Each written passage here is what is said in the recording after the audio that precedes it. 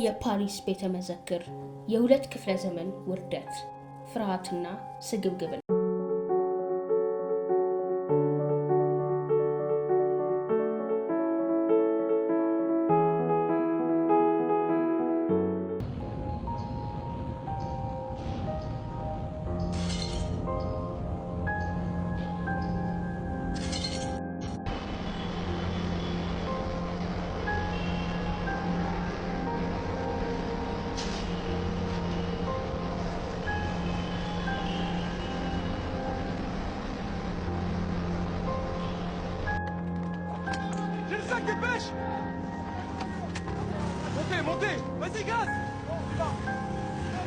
ፓሪስ ሙዚየም የፈረንሳይ ታሪክ ልብና የዓለም የጥበብ ምሽግ ሁልጊዜም በስርቆት ወንጀሎች ታሪክ ውስጥ ልዩ ቦታ ይዟል።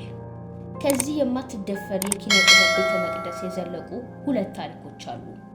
አንደኛው በንጹህ የሀገር ፍቅር ስሜት የተጀመረውና ዓለምን ያናወጠው የጥንት ዘረፋ፣ ሌላኛው ደግሞ በቀዝቃዛና በተደራጀ ስግብግብነት የተፈጸመ የዘመናችን አስደንጋጭ ዘረፋ።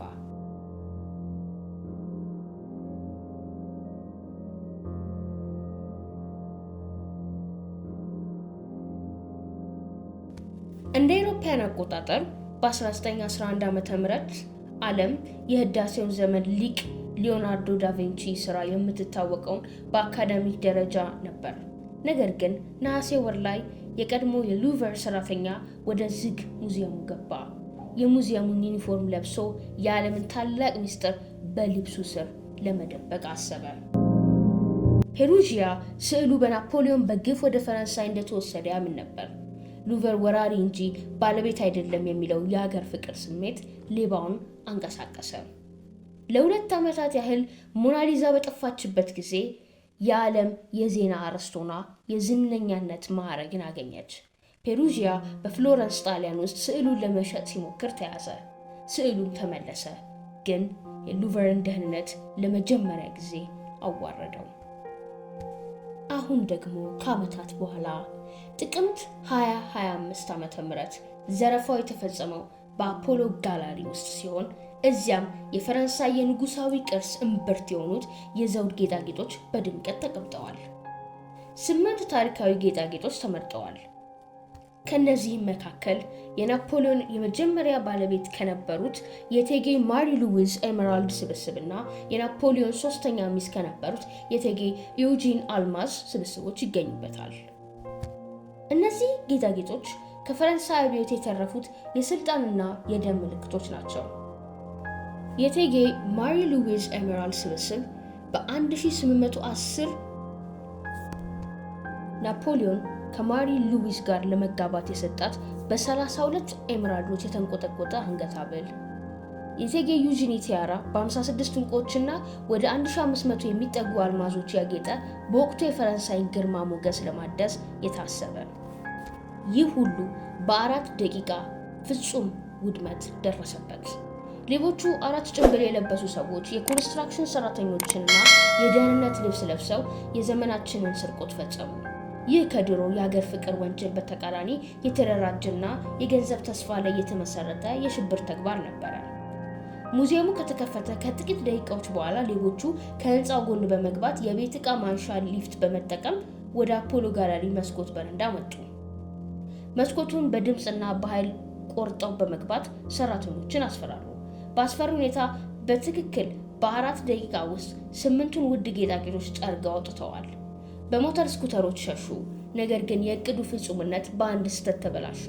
የእቴጌ ዩጂኒ ዘውድ በ1354 አልማዞች ያሸበረቀ ሲሸሹ ወድቆ ተገኘ። ይህ ትርምስ የበዛበት ፍንጭ ለተመራማሪዎች ትቶ አልፏል። የዘረፋው ዜና እንደ እሳት ተስፋፋ። በፈረንሳይ ቅርስ ላይ የተሰነዘረ ጥቃት በሚል ከፍተኛ ውርደት ተሰማት። የፓሪስ ፖሊስ ከ100 በላይ መርማሪዎችን በማሰማራት ምርመራ ጀመረ። ኢንተርፖል ወዲያውኑ ሰማያዊ ማስታወቂያዎችን አውጥቶ የጌጣጌጦቹ ምስሎች ዓለም አቀፍ በተሰረቁ የጥበብ ስራዎች ዳታቤዝ ውስጥ እንዲሰፍሩ አደረገ። በወንጀል ቦታው የተገኙ የዲኤንኤ ናሙናዎች፣ የተጣሉ ጓንቶችና የኤሌክትሪክ መቁረጫ መሳሪያዎች ፖሊስ ወደ ተጠርጣሪዎች መራ።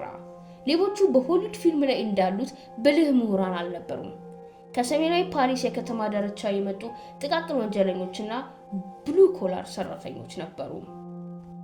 ስርቆቱ በተለያዩ ፊልሞች ተመስሏል። በሶሻል ሚዲያም ጸረ ጀግና የሚል ስሜት አገኘ። ሆኖም የፓሪስ ፖሊስ መደምደሚያ ሌቦቹን ለማቅለጥና ለማንገላታት አቅደው ሲሆን ቅርሶቹን የማግኘት እድላችን አነስተኛ ነው በማለት ሰግቷል። ይህም የጌጣጌጦቹን ታሪካዊ ዋጋ ለዘላለም የሚያጠፋ ነው። የሙዚየሙ ታሪክ በድጋሚ ተደገመ። ነገር ግን በዚህ ጊዜ የጀግንነት ሀገር ፍቅር አልነበረም። የነበረው ሁሉ ዘመናዊ ወንጀል፣ ቀዝቃዛ ስግብግብነት፣ የድርጅታዊ ውድቀት ብቻ ነበር። አስቀድሜም እንዳልኩት ጌጣጌጦቹ እስካሁን አልተመለሱም። የጨለማው ፍጻሜ ደግሞ በጌጣጌጦቹ መፍረስና የፈረንሳይ ቅርስ መጥፋት ሊሆን ይችላል የሚል ስጋት አለ።